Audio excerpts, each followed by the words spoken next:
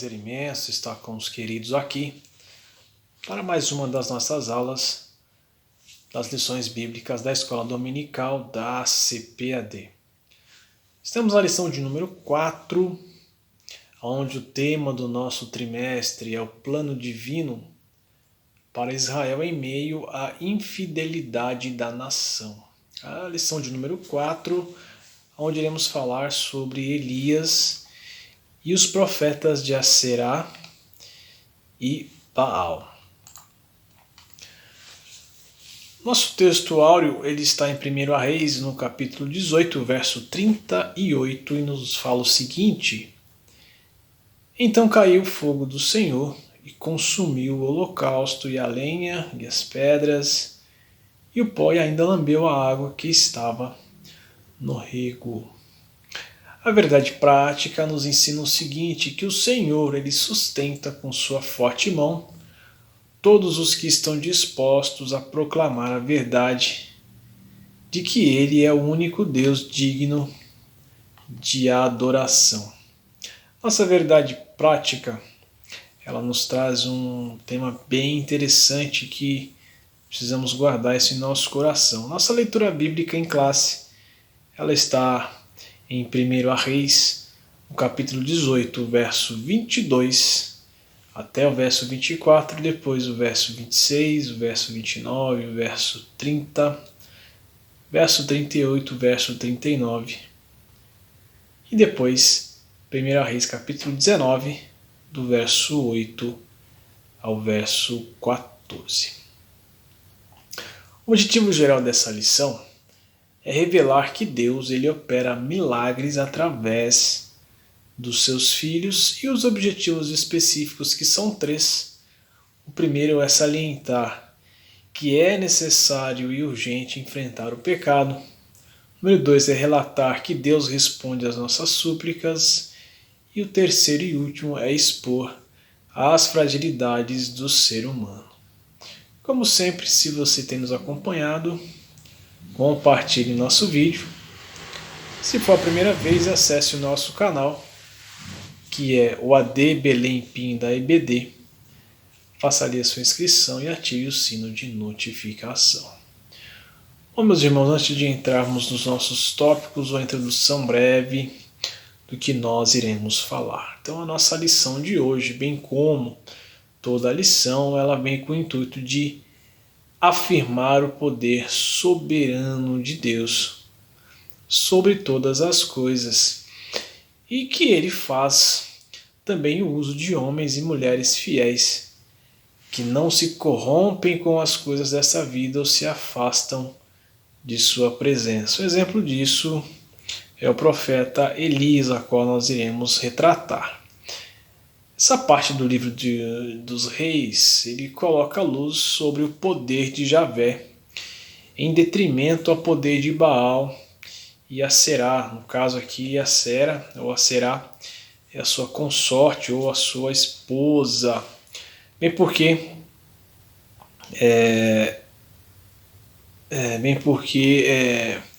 aqueles que supostamente adoravam a Baal e a Sera, eles tinham esses deuses como os deuses da fertilidade. No caso, Baal, o deus da fertilidade, o deus da chuva que controlava o poder da natureza.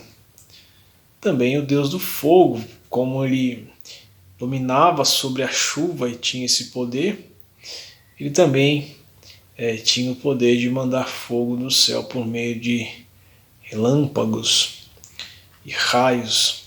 Essa era a visão dos adoradores de Baal sobre essas deidades, tanto a Sera, sua esposa, quanto Baal.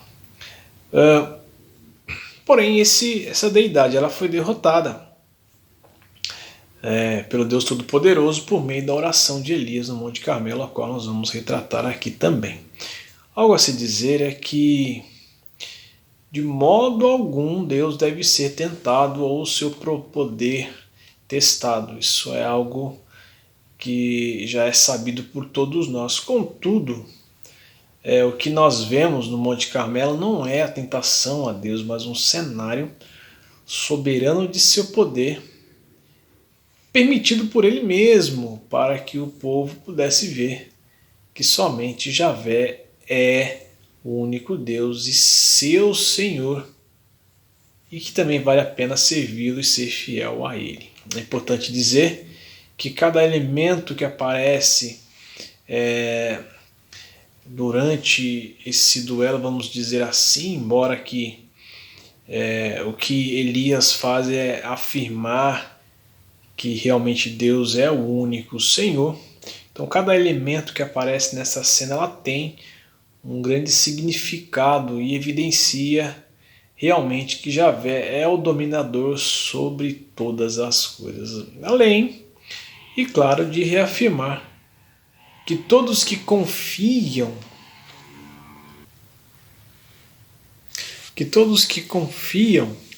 e esperam em Deus, eles de maneira alguma eles serão confundidos. A tônica da lição é: confie em Deus e Ele cuidará de você. O sétimo rei do reino do norte, no caso Acabe, ele influenciou o povo a adorar outros deuses. No caso, ele mesmo manda edificar. Acabe ele manda edificar ídolos, né? Postes ídolos, e edifica um altar a Baal em Samaria, no caso, capital do Reino do Norte, que nós vemos ali em 1 Reis, no capítulo 16, do verso 30 ao 32. Então, este ato de Acabe coloca o povo em dúvida sobre qual divindade adorar, no caso, Javé ou Baal. Porém, Elias, usado por Deus, revela quem é o verdadeiro Deus. Isso vai nos mostrar a importância, a relevância dos homens que de fato servem a Deus. Então, com essa introdução breve, nós vamos encaminhar para o primeiro tópico, que traz por título Desafio no Monte Carmelo. Bom, o Monte Carmelo, chamado em hebraico, alguns podem estar lendo como Carmel ou Carmel, ok? Ele é traduzido por jardim ou lugar fértil. No caso, Carmo, ele tem esse radical do hebraico Carmo ou Carmel, ele deriva disso, sobre um lugar fértil, frutífero, no caso, um jardim. No caso, o Monte Carmelo ele é uma cadeia de montanhas, né? É uma cadeia montanhosa. Ele tem aproximadamente aí, essa cadeia de montanhas, aproximadamente 50 quilômetros. É considerado um lugar sagrado, embora que todas as montanhas e montes, datando desse período, as pessoas naquela época tinham os montes como as moradas dos deuses. E nós também vemos que o Monte Sinai ou o Monte Horebe, que são as mesmas coisas, é um monte de Deus. Isso nós vemos no contexto onde Moisés recebe, então, as tábuas. Nós entendemos que não é bem assim. Deus ele está em todos os lugares.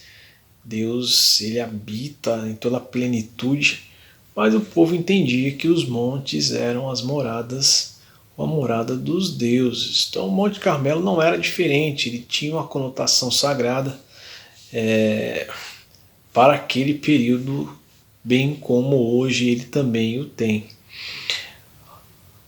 Quando nós falamos do Monte Carmelo, em relação ao que a cena que Elias nos apresenta, nós estamos falando não da rede montanhosa, né, da cadeia de montanhas, mas do ponto mais alto desta cadeia de montanhas, que é aproximadamente 546 metros de altura que ele tem, né? E aí então essa parte do Monte Carmelo a qual nós estamos nos retratando, tem aproximadamente 20 quilômetros no caso aí, ok?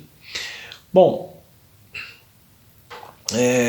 o povo, Elias, ele escolhe, no caso, o Monte Carmelo, então, para fazer a sua confissão pública do poder do Deus ao qual ele serve e que, de fato, é o Deus verdadeiro. O povo havia adotado para si Baal como sua divindade devido à forte promoção de Jezabel a essa deidade. Uma promoção e também uma imposição, né? Porque sabemos que Jezabel vem de outras terras e traz consigo a adoração a esse Deus e impõe para que o povo viesse a servir a esse Deus, e no caso acaba então construindo local de adoração para Baal. Sabemos que Acabe também é chamado como o rei ou monarca que faz o povo se corromper, mas é sabido que durante a história os antecessores também de Acabe acabaram falhando, levando o povo a uma apostasia do javismo, ou seja, abandonaram ao Deus Todo-Poderoso. Antes de nós falarmos sobre a questão de Baal, é importante nós entendermos o conceito da palavra Baal. Então, antes de a palavra Baal se tornar um nome próprio para se referir aos deuses dos fenícios, a palavra Baal, ela significava entre os hebreus dono, senhor ou proprietário. Então os hebreus entendiam muito bem essa palavra Baal nessa conotação de dono, senhor e proprietário. Tanto que em algumas passagens bíblicas nós vemos o uso dessa palavra não na questão da divindade, mas no seu no significado da palavra, na semântica, né, do que ela é: possuidor, senhor ou dono. Em alguns casos também marido. Nós podemos ver a palavra Baal. Porém, quando o povo hebreu eles entram em Canaã, eles notam que cada trecho da terra, né, cada trecho de Canaã possuía uma deidade ou um Baal. Uma deidade ou um Baal, né, como já havia citado. Ou seja, um dono, um possuidor, um proprietário. De modo inocente, então, os hebreus passam também a chamar Javé de meu Baal, ou meu senhor, ou meu dono, ou meu proprietário. Contudo, isso gera uma grande confusão entre os que adoram a Javé e também as práticas do culto a Baal. Obviamente que isso foi abolido, e para o uso dessa palavra marido, no caso, eles têm um outro vocábulo que é ish, quer dizer marido. Bom, o fato é que Elias ele está no Carmelo. Vamos entrar nessa questão para desafiar os profetas de Baal, aqueles que entendiam que esse Deus era o Deus que controlava o poder da natureza. Porque Elias ora e a chuva cessa pela vontade divina. E a chuva só voltaria quando o povo reconhecesse que Javé é o único Deus, o controlador e possuidor de todas as coisas. A questão interessante a se colocar também é que Elias ele faz uma pergunta ao povo: até quando cocheareis entre dois pensamentos? E o povo não consegue responder a essa pergunta de Elias. Então Elias promove esse desafio, como já disse, não para tentar o poder de Deus, mas para enaltecer ao nome do Senhor. Então, algo também importante a se dizer é que muitas pessoas não sabem ao que tem adorado, até então que por meio de alguém com fé genuína possa apresentar ao Deus real e verdadeiro, por meio da aplicação da fé, do testemunho de sinais milagrosos feitos por Deus. De novo citando o caso de Elias, a confiança de Elias em Javé o fez vencer 450 profetas em um momento. Obviamente que ele derrotou muito mais do que isso, mas nesse momento a fé de Elias em confiar nesse Deus Supremo, então faz cair por terra a crença dessas centenas de profetas a qual estavam defendendo uma divindade que não pode fazer absolutamente nada. Como já citado anteriormente, o fogo, o relâmpago, a chuva eram símbolos do poder de Baal na visão dos seus adeptos. E a presença do fogo seria muito significativo para aqueles que tinham Baal como seu senhor. Nós também sabemos que no culto a Javé a presença do fogo identifica a presença de Deus, identifica também a aceitação de Deus. Então isso foi muito importante para que o povo pudesse identificar qual divindade era verdadeira, qual divindade que havia ao poder. Porém, o que se viu e ouviu foi um silêncio sepulcral de Baal. Os sacerdotes ficaram, como relata a Bíblia, da manhã até as 15 horas, ou seja, o horário da oferta de manjares, como a Bíblia nos relata, e não acontece nada. Em algumas traduções da Bíblia, relata-se que esses profetas se cortavam e dançavam freneticamente, mas não aconteceu nada. A partir desse momento, então, Elias toma a palavra e repara o altar, prepara ali o sacrifício ao que ele iria ofertar a Deus, encharca com água, e então ele ora e o milagre acontece. Então, este ato de Elias não executar uma oração fervorosa, já vi algumas pessoas citar, tá vendo? Não precisa orar com gritos, orar da maneira, apenas uma oração simples Deus responde. De fato, Deus responde a ambas. O que está em xeque aqui, que está sendo colocado em contraste, é que quando você ora para um Deus que não pode operar nada, seja do modo mais avivado, ou seja, por um modo mais simples e calmo, não acontecerá nada. O fato de acontecer o milagre não foi porque a oração de Elias foi simples ou calma. O milagre acontece porque Elias clama ao Deus verdadeiro e ele responde e aceita a oferta a qual Elias oferece, porque estava sendo enaltecido ao nome do Senhor. No tópico de item 2, a oração de Elias, continuando a falar sobre esse assunto. Elias ora e Deus responde. Então nós podemos ver esse contraste entre Elias e os sacerdotes de Baal e Aserá. Tanto esforço fizeram para um ídolo morto, sem retorno algum. A única coisa que acontece aos seguidores de ídolos é ficarem como eles, ou seja, como relata o Salmo 115. O nosso Deus está nos céus, pode fazer tudo o que lhe agrada. No caso, os ídolos deles, de prata e ouro, são feitos por mãos humanas. Tem boca, mas não podem falar, olhos, mas não podem ver.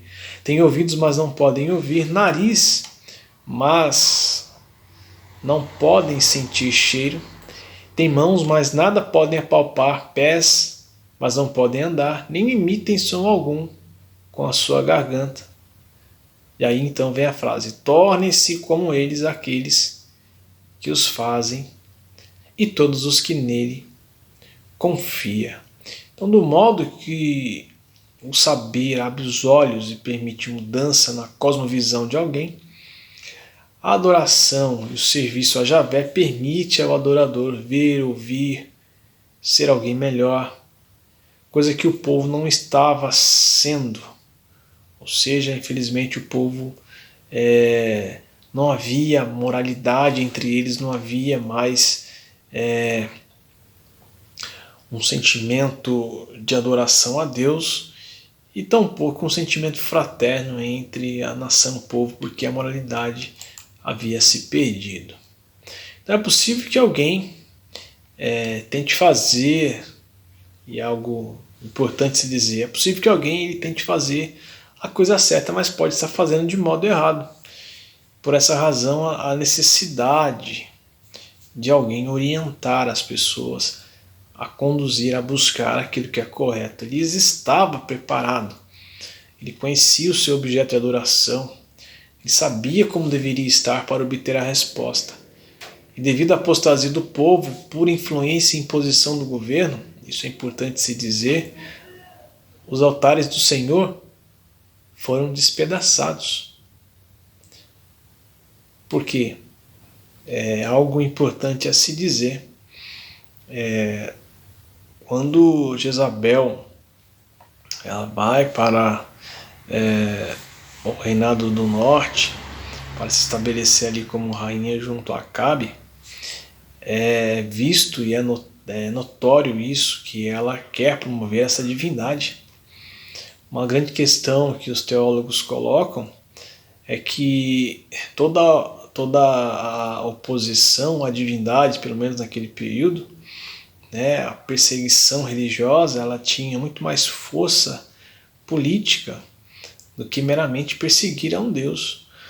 Né? Alguns teólogos colocam assim, porque todos os profetas que serviam a Javé iriam se opor, e essa oposição, né, a essa colocação dessa nova deidade, no caso Baal, essa oposição poderia gerar um motim entre o povo, e então Jezabel manda matar, perseguir todos aqueles que serviam a Javé, destrói todos os altares, não permitindo que o povo então, obviamente, viesse a servir a Javé. E isso gera então no povo dúvida a qual Deus servir.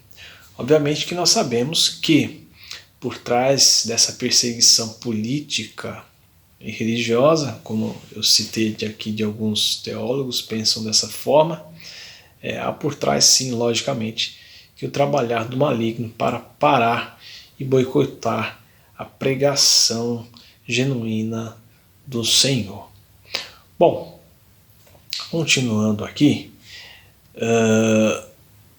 vemos que é importante que alguém possa orientar o povo a quem servia e como adorar e a servir a um Deus verdadeiro. E devido à apostasia do povo, por influência, né, do governo, como eu já citei, os altares eles foram despedaçados. E o que acontece? É necessário que alguém se levante, é necessário que alguém se coloque na brecha para então orientar o povo. Então Elias viu a situação do povo e publicamente intercede, se arrisca pela nação para fazer o nome do Senhor grande e notório novamente. Outro ponto a se dizer é que a fé de Elias era genuína, tanto que ele bate de frente com o rei, né, reprovando seus atos e rejeitando a deidade, no caso do reino. E quando nós voltamos ao momento de sacrifício de Elias, e a gente vê que o ato de reparar o altar, ele nos deixa o exemplo de que é possível recomeçar e se voltar a Deus. E Deus misericordioso, ele pode perdoar todos aqueles que de fato se arrependem. E esse, no caso, é um exemplo que fica referente a essa lição de que é possível voltar atrás e buscar ao Senhor novamente.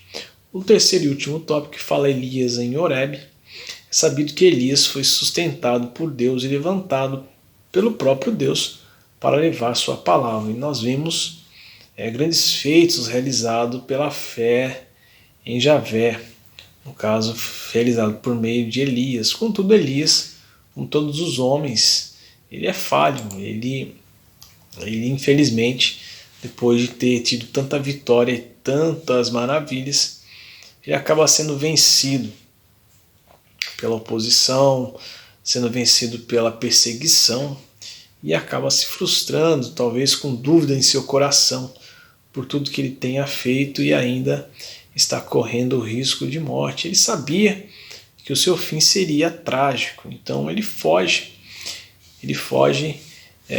rumo ao Sinai, no caso Monte Horebe, de onde ele estava até lá. Alguns apontam que era uma jornada de mais de 300 quilômetros que ele deveria fazer em 40 dias e 40 noites, e ele foge Só que a grande tônica e o exemplo disso tudo é que mesmo assim Deus ainda sustenta e intercede.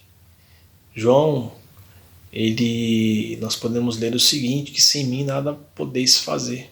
João 15, verso 5, a parte final, nós podemos ler isso, que sem a presença de Deus não podemos fazer nada. Paulo afirma em 2 Coríntios, no capítulo 12, verso 9, que a minha graça é suficiente para você, pois o meu poder se aperfeiçoa na fraqueza.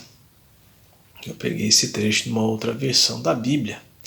Portanto, continuando, eu me gloriarei ainda mais alegremente em minhas fraquezas, para que o poder de Cristo repouse em mim. Tudo está no poder de Deus, né? O ser humano em si não pode nada, não consegue nada, e infelizmente acaba fraquejando, acaba existindo dúvidas e medo. Ele não peca, ele não perde a fé, mas tem medo, sente dúvida, se sente só, porque ele sabia que o seu fim seria terrível, seria trágico se permanecesse ali, pois ele conhecia bem quem era Jezabel. Contudo, Deus vem e consola Elias, e isso continua sendo como um grande exemplo e um consolo para cada um de nós. Do mesmo modo que o Senhor consolou Elias, o Senhor ele tem o poder de consolar a cada um de nós, ou muitos de nós, que por algum motivo na caminhada da fé se sente abatido, cansado pelas lutas, sendo desafiados, né, por ter uma fé genuína em Deus. Isso muitas vezes vai minando as forças e é necessário buscar a Deus cada vez mais. Então, que possamos crer e declarar, como o salmista o faz no Salmo 46, que Deus é o nosso refúgio e fortaleza, socorro bem presente na angústia, pelo que não temeremos. E para nós entrarmos na conclusão, vale a pena servir a Deus, e fica o exemplo que Elias nos dá, que mesmo em uma sociedade totalmente corrompida, servindo a outros deuses, é possível ser fiel. E é possível ver o poder de Deus trabalhar e operar para todos aqueles que nele esperam, ou para todos aqueles que nele creem. Então, esse exemplo que seja um fortalecimento para a igreja, para que ela possa permanecer firme, fiel, perseverante, anunciando o reino, anunciando a palavra, em meio a uma sociedade caída e depravada. Meus amados irmãos, essa é a nossa aula de hoje.